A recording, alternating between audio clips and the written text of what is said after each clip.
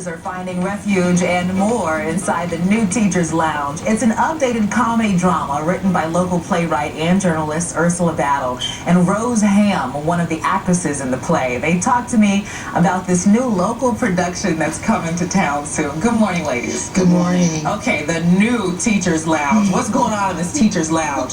Before we talk about that, this actually, it's an updated play because you wrote it back in 2001, you said. Yes, it premiered in 2001 at Coppin State University, and it was a huge success. People really loved the production, and since that time, many people have been asking me, when are you going to do the sequel? When are you going to bring the play back?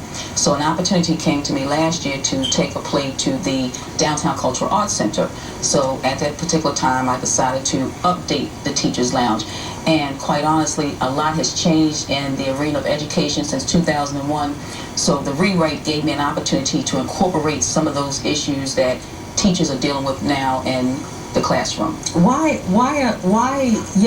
a Teachers Lounge? Because even though they are dealing with this in their classrooms, this is kind of when they take their breaks. Okay, yes, absolutely. Well, my mother's a Baltimore City teacher, and she's been teaching now for about 40 years, but when I was little, she would take us into the Teachers Lounge, me and my sister at the time. So I know a little bit about how the teachers kind of cut up in the lounge, and how they might gossip a little bit. And so when my mother gave me the inspiration to write the play, she said, "Ursula, you should write a play about teachers." I said, "Oh my goodness, what better place to center a play around about teachers than the Teachers Lounge?" And if you weren't in my case, I was the daughter of a teacher, but typically, if you weren't related to someone, the Teachers Lounge was off limits. So this play gives you some insight into what goes on in the Teachers Lounge. Yeah, I'm always skeptical when I see stories or plays or movies about what goes on in a newsroom.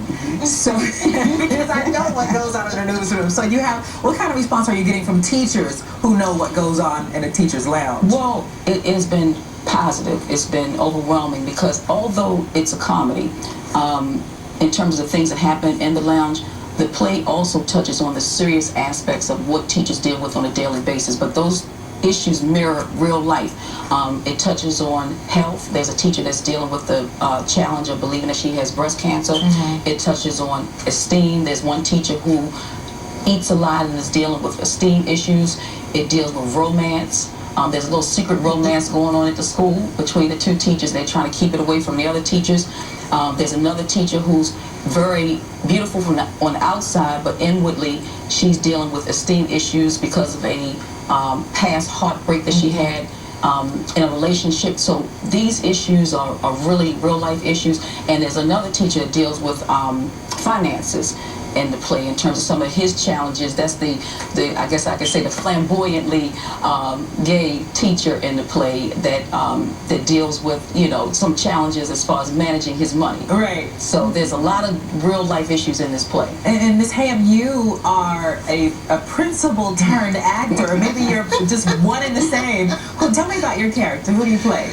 Well, my character is Betty, and Betty has a slight problem with the food items that she likes to indulge in. The vending machine. Yes, and how this has affected her life as far as eating comes out in the play, and how she's treated by others within the school has a lot to do with her personal feelings, but yet she's a great teacher. She loves her job. Why did you decide to do this? Because like I mentioned, you have a background in education. You were a principal. Yes.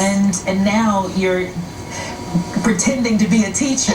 How much did that affect your experience in the education system? How much did that affect you playing this role? Well, I could draw on the backgrounds and the personal concerns and problems of many of the teachers that I've worked with throughout the years.